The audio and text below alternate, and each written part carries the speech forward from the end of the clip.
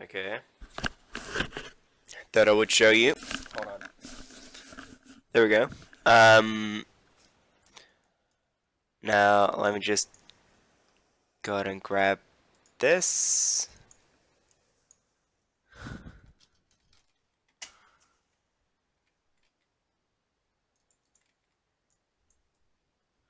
Just so that I have my reference.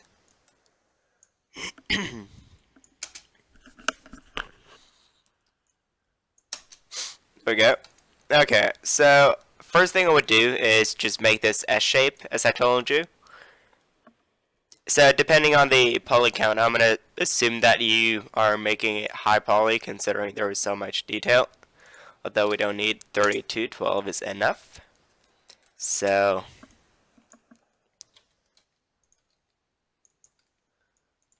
just kind of like this.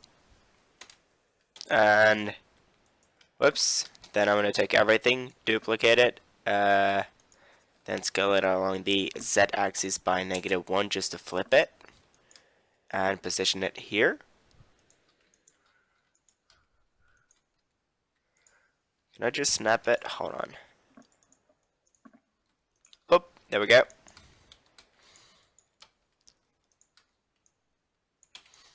Now, we probably have to make this a bit more extreme, so I'm going to select these two, and then that's not going to work. So,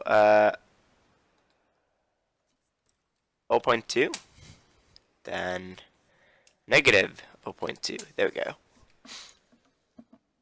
And now I'm going to do the second part. Well, before I do anything, I'm going to select every ring, just kind of like this. Then I'm going to set this to individual origin points and just squeeze them down. First, let me just do a quick remove doubles. Then I'm just going to squeeze like each of them individually down a little because I don't want them to be 100% spherical because I don't think these are. And at this point, I'm going to show you a nice little trick. By the way, apply rotation and scale, always important. Then the 3 array modifiers that I was talking about. Oops, let me also go ahead and delete this and this. Whoops, delete face. And don't use relative, use constant. It's just a lot more reliable. Because if I now move this, this is not going to move with it. Which might be what you want, it might be what not what you want. But in my case, I don't want it. So this one we're gonna move sideways, like so, and we're gonna move it this way. Whoops, this one, like so. And this time is actually pretty easy. Like these two has to line up. So I'm gonna do that, and ba-boom. Then I'm going to add another one, and this one is going to be purely on the y-axis. Now, I think I can move this down. Yeah, I can. This one determines how far out it goes, and this one determines how far this way it goes. So, this point you can see that we have something going. We can stretch it out if we want it to be, or we can shrink it in if we want it to be more wobbly. But I'm actually going to shrink it out and then apply the that's not going to work. You know what, I'm going to scale it out, but never touch scaling it. Actually, you know what, we are going to do it. Then we're going to fix it because we're not going to be lazy. Just like so. And then I think we have to fix these also. So I'm going to go ahead and do that. Not that one, not that one. There we go. Boom. Just make sure I took the correct one. I did. Now, we're going to do these strips, and as you can see, there are kind of like 3 going at the same time. So, I'm going to start with a cylinder, rotating it all along the x-axis, and scaling it down. Then, just the same as I did last time, I'm going to add a array modifier and set it to 3. Going to scale this out, and this I don't believe it has any going up and down. If it does, it is extremely subtle. We're talking very, very subtle. And it also has the same thickness, so I'm just going to rotate it along the z-axis real quick, just to kind of line it up. Here, wow, I actually nailed it. Yeah, this is about the same size, so not going to use relative, I'm going to use constant.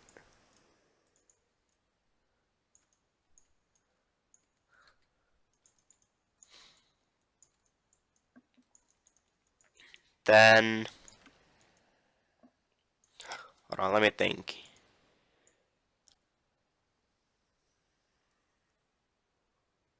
Okay, so, because these are, I think I have to apply this because I believe these are supposed to go slightly further up.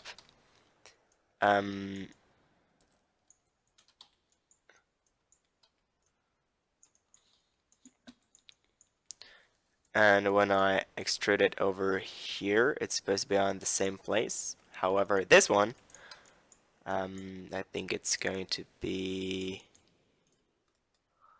just thinking loudly at this point. So I'm going to add a couple of loops in these locations. Then I'm going to take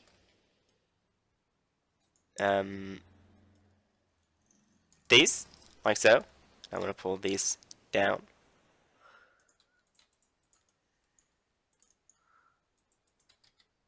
Whoops. Oh, dang it. XF. There we go. Now, this does not look right, honestly, so yeah, this is definitely not correct. So let's try that again. So you have this one, then you have this one. Now this one has to go further down, while this one goes further up, and these two has to be connected.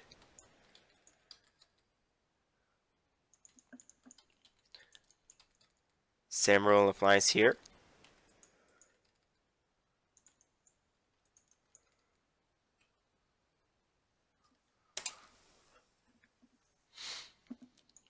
But I think it's really subtle.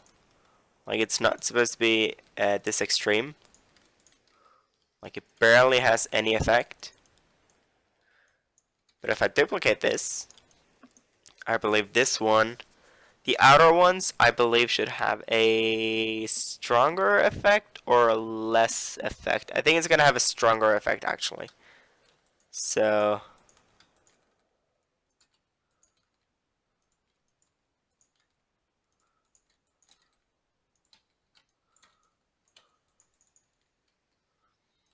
kind of like this. But I delete these.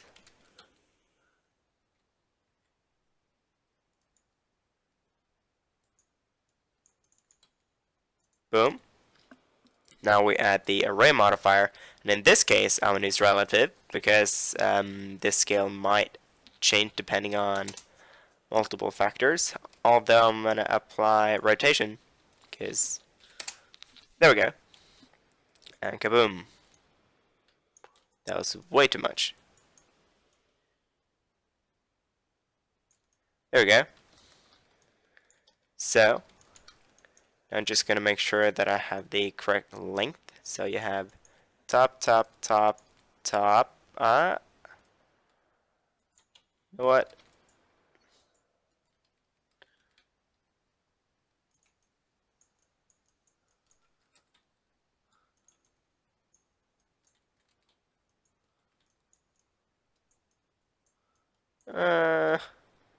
There we go.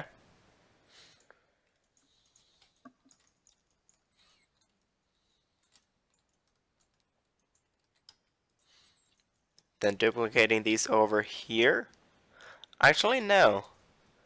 I'm gonna add, delete, adding another array modifier, relative constant, and I'm gonna scoot this all the way over here.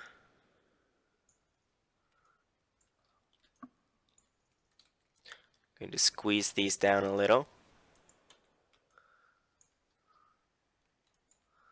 Then I'm going to do plus, plus, plus, plus, plus. And just so that I'm not eyeballing it, I'm going to do this slightly. Position these a bit more precisely. So we're going to start over here. So this one you can see is kind of off. So I'm just going to scoot this over a little. Then we'll keep going, keep going. This one you can see is off, so you can just go slightly further. This one is supposed to be over these, so we scoot it slightly more over. And yeah, I'm gonna make this one less. And there you go. Now you can see that it's a bit airy. You can kind of see through them, which can be solved pretty easily because we're using a non-destructor workflow, meaning you're using modifiers instead of modeling everything.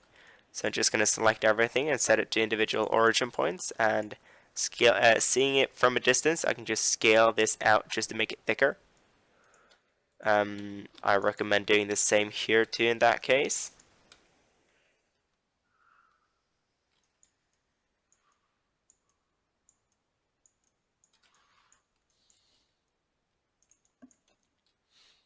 And setting this to smooth. There we go. We don't need this anymore, so I'm just going to close PureRef. And at this point, as I said in the description, you duplicate everything. Then you just move it over to a layer like way far away, so you never have to see it again. Then you take all of these and you do Alt-C and click Mesh. At this point you can see that these are now fully editable meshes. So now you would go in here and delete all of this. All of it actually, there we go. And the remaining ones, you can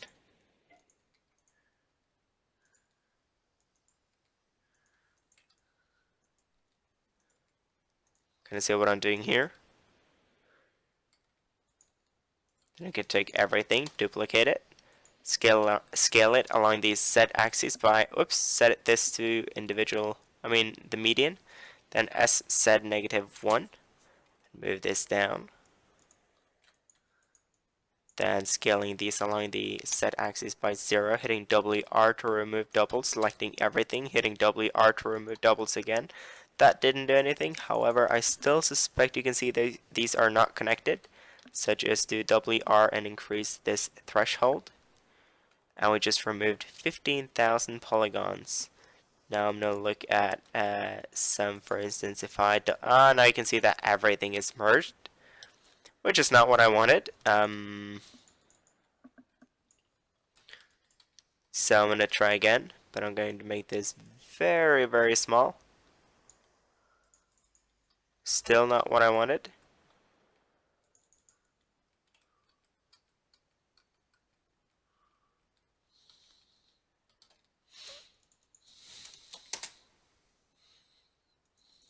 There we go. Now you can see this entire strip is now one object, or one mesh island. And same goes for this, same goes for this, etc. Which is exactly what I wanted without fusing any one of them. And you can see these are kind of oddly weird shading, odd shaded. That is because we did the set by -1 thingy. So just select everything and hit Control N to recalculate the normals, and you can see that some of them kind of messed up. So in that case, you just select them and do W and F to flip them. Sometimes it happens, typically never, but when it does, don't make a big deal out of it, just flip it. Then you take these down. These seems to be incorrect. They are. You can see these fold upwards on an upward bump, which means we have to do the same thing as we did last time, which is SZ negative 1. And I would, like, everything looks fine, but if we now apply the scale, you can see that it flips the normal. So I'm just going to go ahead and recalculate it after applying the scaling. Then just position it about in the correct area. And there you go. Just eyeballing it. I mean, you would of course do this a bit more precisely, but now we can. And also, just as a minor tip, in the reference, it had a very specific texture. So in that case, I would go, before doing any of this, I would go in here and simply unwrap these by selecting, actually no, do the bottom ones just in case we get a seam. Add a seam, select everything, unwrap it, and do the same for this one, and apply a texture. Make sure the texture is seamless, and then do all this shenanigans that I just did here, and you would have a perfectly textured whatever this mesh is called. If you find this helpful, you're welcome. If you have any further questions, let me know and I'll come back to you as soon as I can. If there's anything else I want to point out, I do not think so, but I'll leave it in the comments on the forums. So there you go. See ya.